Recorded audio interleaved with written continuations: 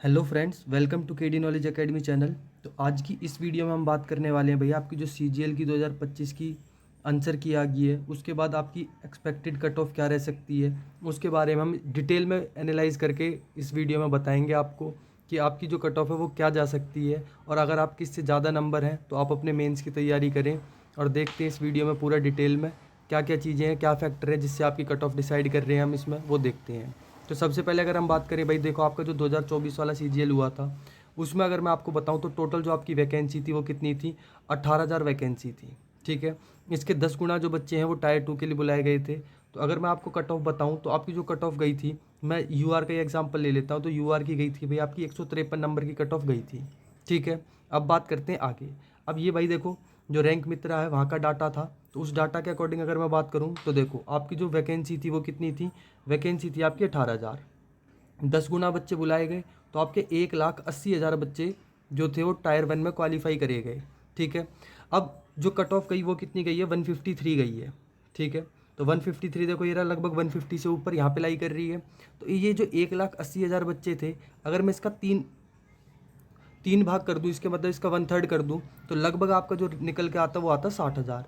तो यहाँ पे देखो, अगर रैंक मित्रा का डाटा अगर हम देखते हैं तो ये मान के चलो हर एवरेज बच्चों में से जो 3 बच्चे हैं वो अपना डाटा यहाँ पे चेक कर ही लेते हैं। ठीक है, तो आपका जो रेशियो निकल के आया एग्जैक्ट वो कितना आया, 60,000 बच्चे। तो मतलब जो आपके 60,000 बच्चे थे टोटल में, उनके जो नंबर थे वो 150 से ऊपर थे, और उसकी वजह से जो आपकी कट ऑफ गई जनरल की वो गई 153। ठीक है, अब इसी हिसाब से अगर हम बात करते हैं आगे, देखो आपको जो टोटल ये जो चेक करे गए थे वो कितने थे, लगभग 26, मतलब 2,60,000 के लगभग बच्चों ने चेक करा था अपना डाटा, जो पिछला वाला है 2024 का।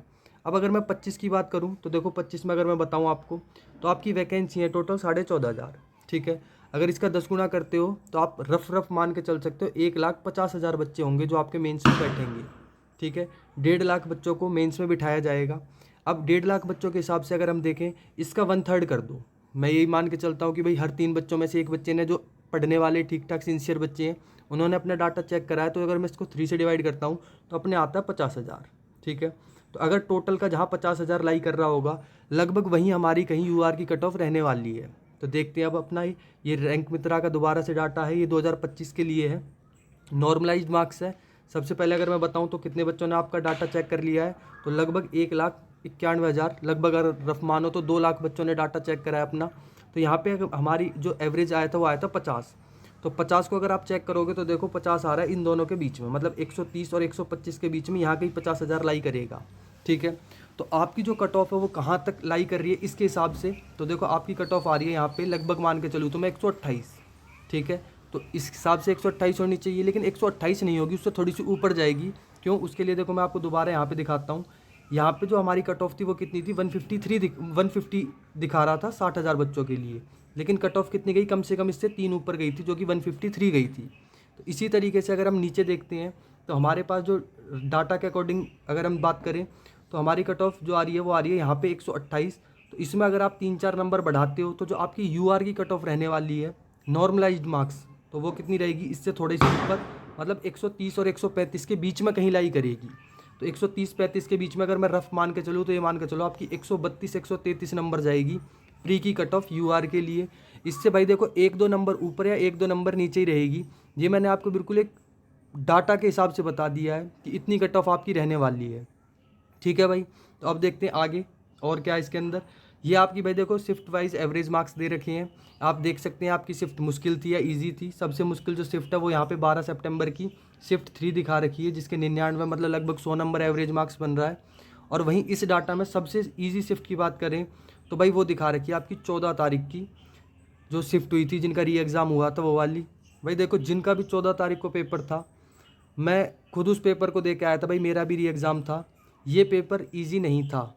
कोई भी बच्चा अगर ये कहता है कि ये पेपर इजी था, भाई आपके पास अभी वैसे तो आंसर की डाल नहीं सकते, नहीं तो आंसर की अगर जो कंपाइल्ड पीडीएफ आती थी, आप इसके क्वेश्चन सॉल्व करने बैठते तो आपको पता चल जाता है कितनी आसान है कितनी मुश्किल थी।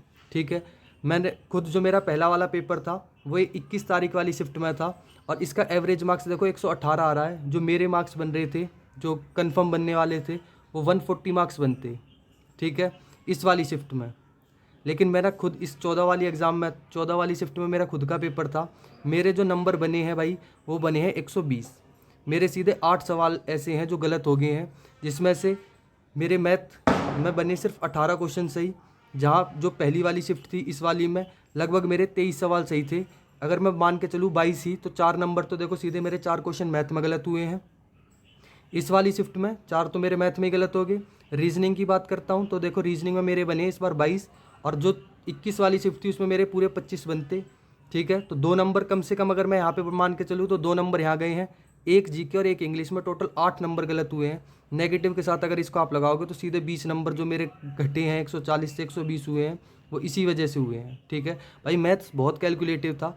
पॉइंटों में √3 की वैल्यू को पुट करवा के उसकी वैल्यू को पुट करके फिर डिवाइड करना था, और उसके बाद भी पॉइंटों में आंसर मांग रखा था। ठीक है, तो आप अगर ये कोई बच्चा ये कहता है नहीं भाई 14 तारीख वाले बच्चों के साथ कुछ नहीं हुआ, ये नहीं है, तो आप खुद उस पेपर को देते तो आपको पता चल जाता।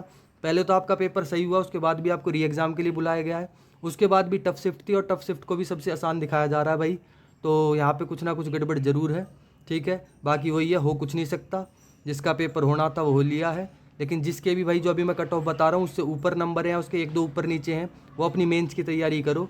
और भाई जो आपको एक गोल्डन चांस मिल गया है उसको ग्रैब करो और एक नौकरी कंफर्म करो। तो भाई देखो, अगर मैं बात करूँ यूआर की, तो अगर आपके 132 नंबर बन रहे हैं, नॉर्मलाइज्ड है ये, रो में आप इससे 2-3 नंबर कम लेके चल सकते हो। रो की अगर मैं बात करूँ, देखो आपको एग्जैक्ट बता देता हूँ मैं, जिनका ऊपर वाली शिफ्टों में है, ये जो ऊपर की शिफ्ट जो आपको दिख रही है, तो अपने आप भाई 5 नंबर तक बढ़ा सकते हो। और जिनका नीचे वाली में है फिर वो 1-2 इस तरीके से करते रहो, ये 5 बढ़ा लेंगे, ये अपने 3 से 4 अपने बढ़ा के चलो। इस तरीके से जो और नीचे वाले हैं वो अपने 2 नंबर बढ़ा लो, और जो लास्ट में वो अपना 1 भी मत बढ़ाना भाई। ठीक है, इस तरीके से आप जब पेपर दे के आए हो इतने समझदार हो कि आप कितने नंबर अपना बढ़ाना चाह रहे हो, तो ऊपर की शिफ्ट वाले 5, फिर उससे थोड़े नीचे वाले 4, फिर 3, 2, 1, और लास्ट में कुछ नहीं बढ़ने वाला। लास्ट की 5-7 जो शिफ्ट है, 5 शिफ्ट, उसमें कोई नॉर्मलाइजेशन नहीं मिलेगी, आप ये समझ के चलो। ठीक है, तो आपके 132 नंबर अगर यूआर से बन रहे हैं तो आप बिल्कुल सेफ साइड हो, अपनी मेंस की तैयारी करो। और भाई देखो, इस बार का जो सीजीएल है पिछली बार का है, और 23 का भी, मैं तो 23 से बात करता हूँ, 23 से लेकर 25 तक जो सीजीएल में बच्चे जितने भी जॉब पा रहे हैं वो 50% मेहनत वाले हैं, और 50% ऐसे हैं भाई जो मेहनत प्लस किस्मत के भरोसे गए हैं। ठीक है, जैसे पिछले में आप देखोगे 2 दिन मेंस हुए, एक शिफ्ट में 20-20, 25-25 नंबर का नॉर्मलाइजेशन मिल गया। जिस बच्चे की उम्मीद ये थी कि पोस्टल असिस्टेंट मिलेगा, उसको बढ़िया एमईए लेवल की पोस्ट मिल रही है, और अगर किसी के दूसरी शिफ्ट में उससे 1 या 2 क्वेश्चन ही कम थे, उसको पोस्टल असिस्टेंट भी नहीं मिल रही। तो सब किस्मत के भरोसे है इस बार। 2-3 साल से सीजीएल का काम, इस बार भी किस्मत भरोसे ही आपका होना है, क्योंकि अभी नॉर्मलाइजेशन का कुछ नहीं पता, किस हिसाब से बेतुकी नॉर्मलाइजेशन आपको मिल जाएगी, आपको कोई आइडिया नहीं है। ठीक है, तो 132 यूआर, ओबीसी की बात करें तो 130, एससी की बात करें तो भाई 115, एसटी 110 और ईडब्ल्यूएस 125। अगर आपके इसके आसपास नंबर बन रहे हैं तो भाई आप अपनी मेंस की तैयारी करते रहो, आपको बेनिफिट मिलेगा। और ये वीडियो यहाँ तक देखने के लिए भाई आपका थैंक यू। वीडियो आपको पसंद आई हो तो आप इसको लाइक कर सकते हैं, और इस तरीके की इन्फॉर्मेटिव वीडियो देखने के लिए आप हमारे चैनल को सब्सक्राइब कर सकते हैं।